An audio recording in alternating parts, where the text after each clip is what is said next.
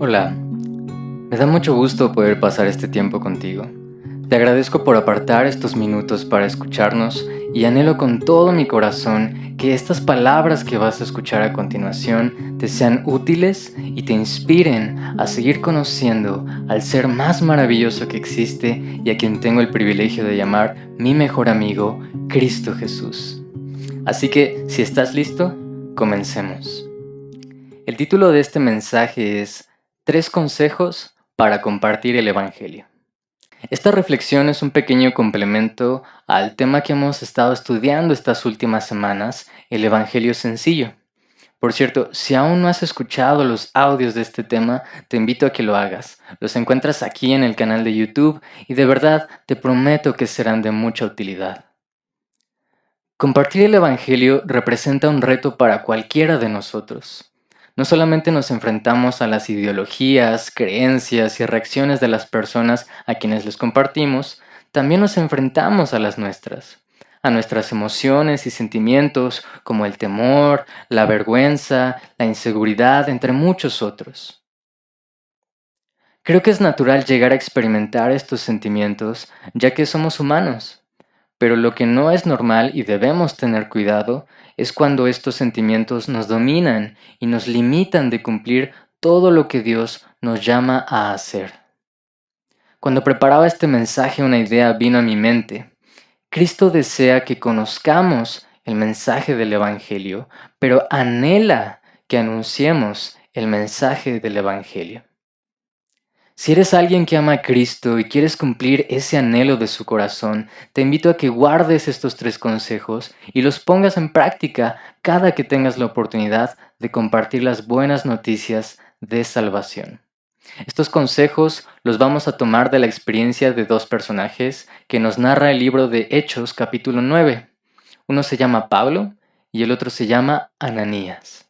El primer consejo para compartir el Evangelio es: recuerda el poder que te transformó. Aquí vamos a analizar la experiencia de Pablo. En su carta a los Romanos, capítulo 1 y versículo 16, Pablo escribe: No me avergüenzo del Evangelio, porque es poder de Dios para salvación a todo aquel que cree.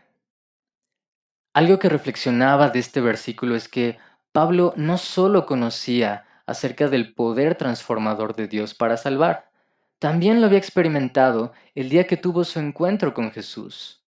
Pablo conocía el mensaje del Evangelio, pero también lo había experimentado, tal como lo vemos en Hechos capítulo 9. El versículo 1 dice que Saulo, este era el nombre anterior de Pablo, Saulo pronunciaba amenazas y estaba ansioso por matar a los seguidores de Jesús. Así que acudió al sumo sacerdote, le pidió cartas para solicitarle su cooperación en el arresto de los seguidores del camino, o sea, Jesús. Y dice el versículo 3 que al acercarse a Damasco para cumplir esa misión, una luz del cielo de repente brilló alrededor de él. Saulo cayó al suelo y oyó una voz que le decía: Saulo, Saulo, ¿por qué me persigues? ¿Quién eres, Señor?, preguntó Saulo. Yo soy Jesús, a quien tú persigues. Ahora levántate, entra en la ciudad y se te dirá lo que debes hacer. Estos versículos 5 y 6 son muy interesantes porque nos muestran tres características que experimentamos cuando tenemos un encuentro personal con Jesús, y Él comienza a manifestar su poder transformador. En primer lugar, vemos que Jesús se revela a Pablo, o sea, se presenta, deja que escuche su voz y sepa ante quién está presente. Le dice: yo soy Jesús.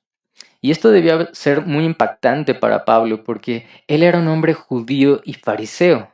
O sea, era del club de los que no reconocían a Jesús como el Mesías, no reconocían a Jesús como el Hijo de Dios, no reconocían que Él es el camino para la salvación. Y por eso Pablo perseguía a aquellos que sí reconocían todo esto.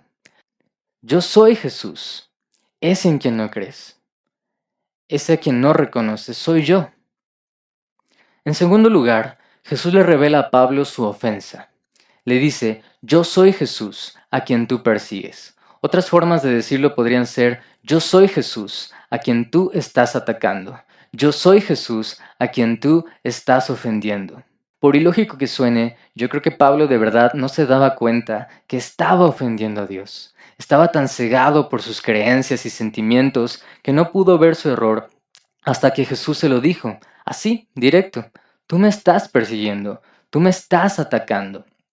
Y en tercer lugar, vemos que Jesús le revela a Pablo el camino a seguir. Dice el versículo 6, ahora levántate, entra en la ciudad y se te dirá lo que debes hacer. Jesús deja que Pablo continúe su camino a Damasco, pero ya no para encontrarse con el sumo sacerdote, como era su plan original, sino, como lo vamos a ver más adelante en la lectura, con un grupo de creyentes que lo ayudarían a seguir experimentando la gracia de Cristo Jesús. Entonces, los versículos 5 y 6 nos muestran que un encuentro con Jesús es cuando Jesús se revela a ti, Jesús te revela tus ofensas a Dios, y en tercer lugar, Jesús te revela el camino a seguir, el nuevo camino a seguir. ¿Vale? Bueno, continuamos con la lectura. El versículo 7 dice que los hombres que estaban con Saulo se quedaron mudos, porque oían el sonido de una voz, pero no veían a nadie. Saulo se levantó del suelo, pero cuando abrió los ojos estaba ciego. Entonces sus acompañantes lo llevaron de la mano hasta Damasco. Permaneció allí ciego durante 3 días sin comer ni beber. Algunos podemos pensar que nuestro encuentro con Jesús no fue tan impactante como el de Pablo, porque no vimos una luz ni oímos la voz de Dios audiblemente, pero al meditar en estos versículos nos damos cuenta que la principal manifestación del poder de Dios no está en la luz brillante del cielo, sino en que el Hijo de Dios se reveló ante un pecador y éste pudo ver su error y un nuevo camino a seguir. Y esto hace que tu encuentro con Dios, como sea que haya sido, sea tan espectacular como el de Pablo. ¿Vale? Entonces, el primer consejo para compartir el Evangelio es: recuerda el poder que te transformó. El segundo consejo es: pide la visión de Dios. Aquí vamos a analizar la experiencia de nuestro segundo personaje, Ananías. El versículo 10 dice que había un creyente en Damasco llamado Ananías. El Señor le habló en una visión. Ananías, lo llamó. Sí, Señor, respondió. Ve a la calle llamada derecha, a la casa de Judas.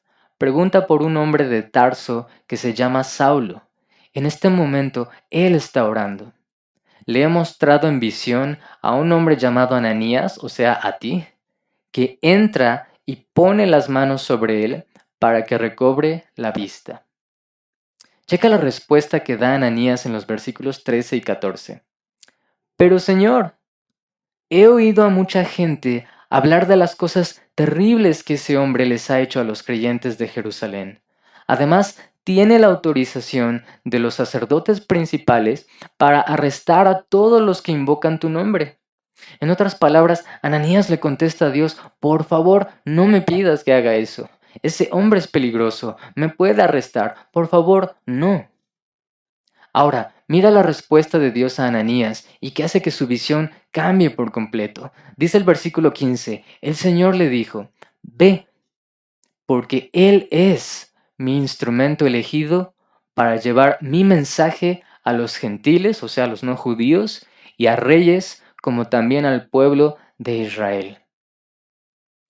No sé tú, pero creo que es comprensible sentir temor cuando Dios nos llama a orar y compartir a gente que es hostil al Evangelio. Lo interesante aquí es cómo Dios convence a Ananías. Le dice: ve, porque Él es mi instrumento elegido. O sea, le revela la visión que él tenía de Pablo. Ananías veía a Saulo, un hombre peligroso, pero Dios veía a Pablo, el hombre que usaría para esparcir el Evangelio por todas las naciones. Pedir la visión de Dios al compartir el Evangelio es importante porque Él ve el final antes del principio. Él ve su obra completada en cada uno de nosotros antes de que comience. Escucha esto. La visión de Dios nos ayuda a vernos a nosotros y a los demás como Él nos ve. Esto es importantísimo porque lo que muchos solemos ver primero son nuestros defectos y limitaciones, pero lo primero que Dios mira en nosotros es a su Hijo Jesucristo y a su Santo Espíritu en quienes tenemos la victoria. A veces podemos ver a los demás como hostiles, peligrosos, gente que rechaza el Evangelio, pero Dios mira a futuros creyentes, pastores, evangelistas, gente transformada cuyo testimonio será tan impactante que muchos reconocerán y creerán el poder de Dios para salvación. Un dato curioso es que el nombre Ananías significa Jehová es piadoso o Jehová ha mostrado favor. Y vaya que Ananías hizo honor a su nombre, porque Dios mostró su piedad y favor a través de él. Por ejemplo, con Pablo, como lo vemos en el versículo 17, dice que Ananías fue y encontró a Saulo, puso sus manos sobre él y dijo: Saulo, el Señor Jesús, quien se te apareció en el camino, me ha enviado para que recobres la vista y seas lleno del Espíritu Santo. Al instante, algo como escamas cayó de los ojos de Saulo y recobró la vista, se levantó y fue bautizado, después comió algo y recuperó las fuerzas. Recapitulando, el primer consejo para compartir el Evangelio fue: recuerda el poder que te transformó. Y el segundo es: pide la visión de Dios. Finalmente, el tercer y último consejo es: céntrate en Jesús.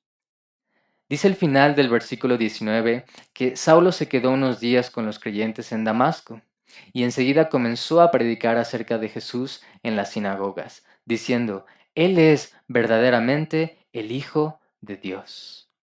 Todos los que lo oían quedaban asombrados. ¿No es este el mismo hombre que causó tantos estragos entre los seguidores de Jesús en Jerusalén? ¿Y no llegó aquí para arrestarlos y llevarlos encadenados ante los sacerdotes principales?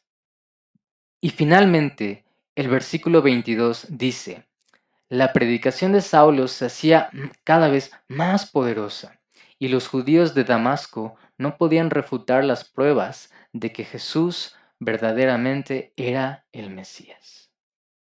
Pablo centraba su predicación en Jesús, en presentarlo como el Hijo de Dios, o sea, Dios hecho hombre, y como el Mesías, el enviado por Dios para salvar la humanidad. Cuando compartamos el Evangelio, centrémonos en Jesús, en presentar a nuestro amigo y Salvador Jesús. ¿Quién es Él? Lo que hizo y lo que nos ofrece. ¿Quién es Él? Él es el Hijo de Dios, Dios hecho hombre, el Salvador del mundo. ¿Qué hizo? Él pagó por nuestras ofensas hacia Dios, porque sí, todos hemos ofendido a Dios. Tal vez como Saulo no nos damos cuenta, pero ahí es donde entra Jesús. Él nos revela a través de su palabra todo en lo cual hemos ofendido a Dios. ¿Y qué nos ofrece? Reconciliación con Dios y vida eterna. Si hemos ofendido a Dios, debemos reconciliarnos con Él, hacer la paz con nuestro Creador. Pablo lo entendió muy bien y por eso escribió en su carta a los Romanos capítulo 3 que todos hemos ofendido a Dios y por eso nadie puede alcanzar su gloria.